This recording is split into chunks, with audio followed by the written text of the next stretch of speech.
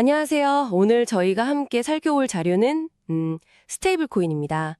특히 새롭게 등장하는 유형들, 그리고 디파이에서의 역할, 이런 것들을 좀 보려고 해요. 여러 기사나 인터뷰 내용들을 바탕으로 저희가 분석을 해봤습니다. 바로 시작하죠. 반갑습니다. 네. 스테이블 코인 시장 규모가 벌써 2,400억 달러 정도로 추산되더라고요. 이게 계속 크고 있고요. 단순히 가격 변동성을 피한다. 이걸 넘어서 이제는 뭐랄까 그 자체로 수익을 내거나 디파이 생태계의 어떤 핵심 동력 이런 걸로 진화하는 것 같아요. 보통 스테이블 코인 하면 여러분도 아마 달러 가치에 고정된 USDC나 테더, 이걸 많이 떠올리시죠?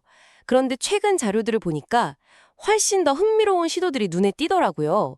예를 들어서 이자 농사, yield bearing 이런 개념이 등장하던데요. 이건 뭔가요?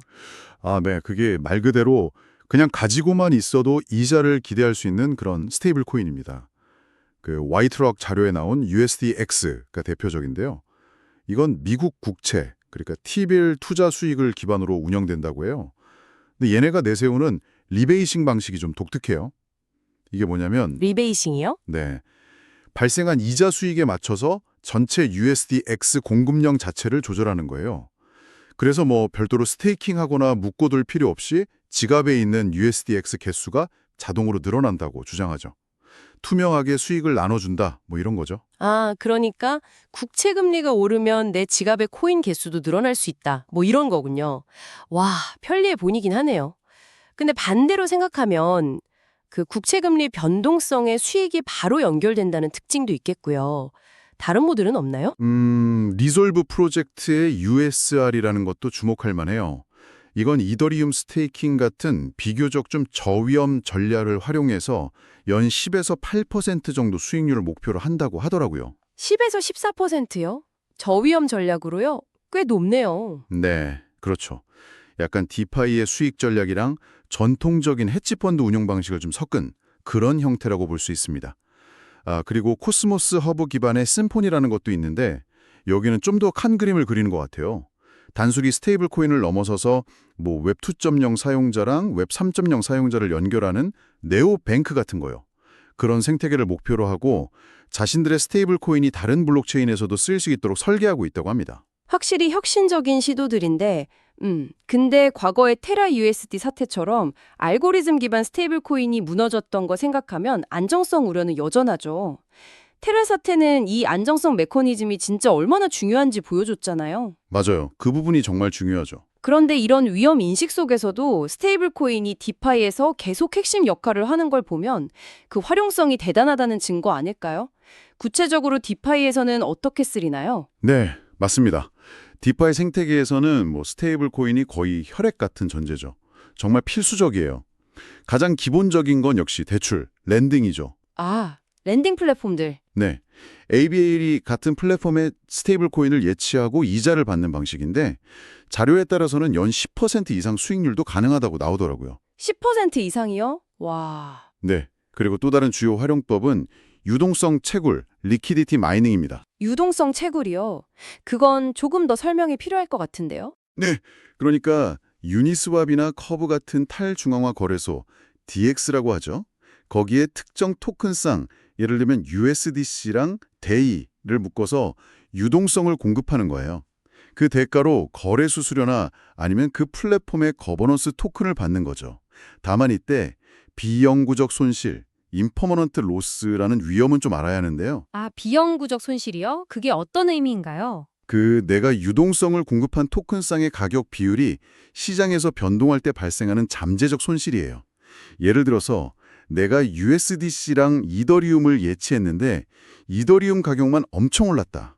그러면 그냥 이더리움을 지갑에 가지고 있었을 때보다 오히려 자산 가치가 줄어들 수 있는 거죠. 가격 변동성이 클수록 그 위험도 커지겠네요. 그렇죠. 가격 변동성이 클수록 위험은 커집니다. 그 외에도 아까 말씀드린 리솔브 프로젝트처럼 파생상품 거래나 다른 디파이 활동을 할 때 담보자산으로 스테이블 코인이 많이 쓰여요. 아무래도 변동성이 큰 다른 코인들보다는 안정적이니까 선호되는 거죠. 그렇군요. 편리함이나 높은 수익 기회 뒤에는 항상 스마트 계약 코드 자체의 취약점이라든지 플랫폼 해킹, 파산 가능성, 그리고 방금 말씀하신 비영구적 손실 같은 다양한 위험 요소들이 분명히 있네요. 네, 맞습니다. 시장이 이렇게 커지면 당연히 규제 논의도 활발할 것 같은데요. 정확합니다.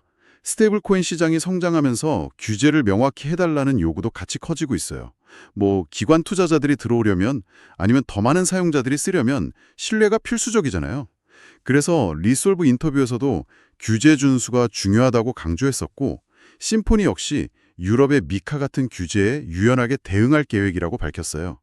미국에서도 관련 법안 논의는 계속 진행 중이고요. 의 관계는 어떻게 될까요? 어떤 자료에서는 뭐 발행 주체가 중앙은행이냐 아니면 뭐 리플 같은 민간 기업이냐 이 차이일 뿐이지 결국에는 디지털 달러라는 큰 틀 안에서 서로 교환 가능할 수도 있다? 이런 시각도 있던데요.